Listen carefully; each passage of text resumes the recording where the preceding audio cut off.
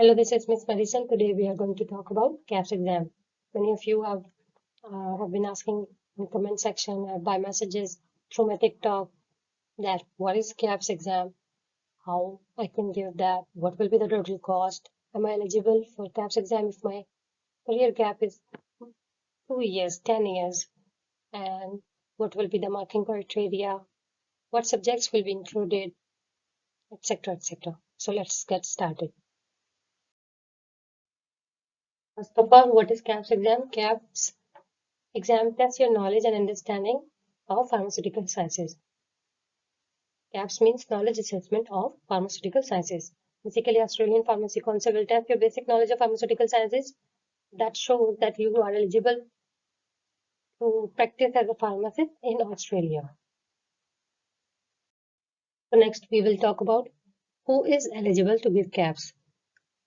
Your qualification must be equivalent to either of 4 years full-time academic study if completed after 1st January 2006 or 3 years full-time academic study if you completed before 1st January 2006. Besides holding a pharmacy qualification, you must be also registered as pharmacist in the country where you graduated. So if you are from India, Pakistan, or Philippines, or any other country, you must have the registration certificate from said country. So what will be the total cost? Eligibility check. In this, the APC, Australian Pharmacy Council, will check your documents, and that will cost about 1,310. After that, eligibility check that your documents are genuine and not fake. You have to register for exam registration, and that will cost you around 2,230 Australian dollars.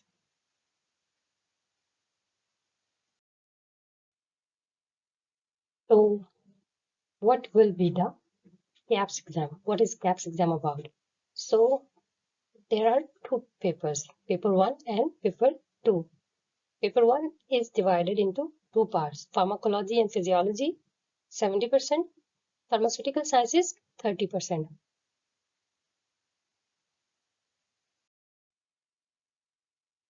So, paper 2 will consist of therapeutics, 70%, and pharmaceutics, 30%.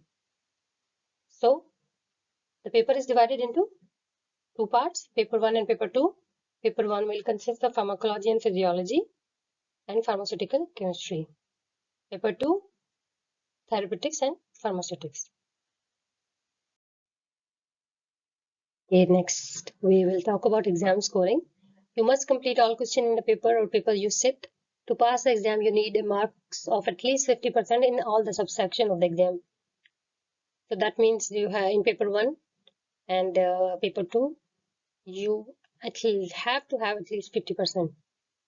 And let me remind you, there will be no negative marking. So I think it's quite easy to get 50% marks. You need an overall marks of at least 50%. Let's talk about topics including in paper 1. Pharmacology and physiology in paper 1 will consist of 70% as you know. And pharmaceutical chemistry will consist of 30%.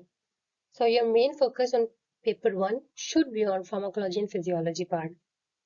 And this part will consist of biochemical pharmacology, systemic chemotherapy, toxicology, pathophysiology, and general physiology.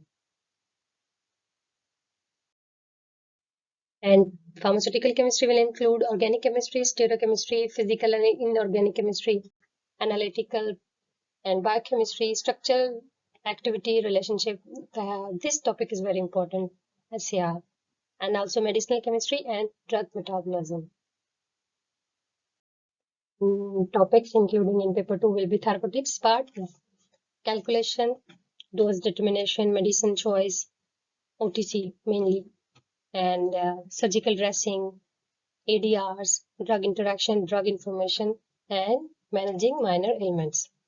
So this part will consist of 70%.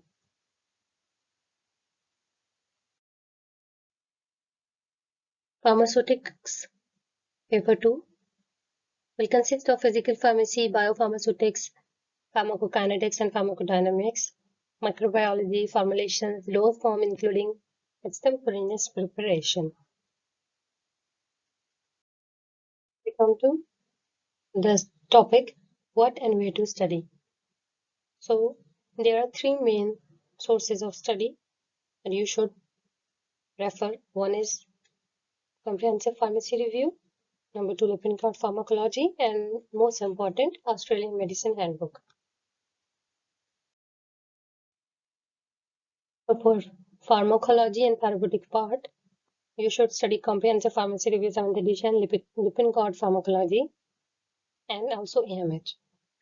So if you have any confusion, your last resort should be AMH. Do not trust Google. And the main chapters are central nervous system, autonomic nervous system, cardiovascular system, hypertension, anti-infectives, OTC, respiratory system, GIT, thyroid, and anti-diabetic. You should mainly focus on indication, mechanism of action, adverse reaction, side effects, dosage interaction, and also cytochrome P450 interaction with drugs, inducers, inhibitors, drug monitoring, toxicity, and precautions. Bonus topics: vaccine immunization, antidote, active metabolites, disease, terms, and symptoms.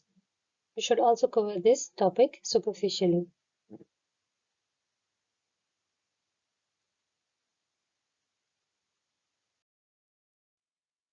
Next come calculations. For calculation part, you should study CPR, chapter number 1 and 5, and also solve KAPS sample calculation paper. Topics: you should study CPR chapter number 2, 3, 4, and 6. Also in chapters included pharmacokinetics and biopharmaceutics. And last, for medicinal chemistry, you should study CPR chapter number 9, 10, 11, 12, and 58. Your confusion. If you have any question regarding KAPS exam and study, please comment down below. If you like this video, please follow, share, like, and subscribe.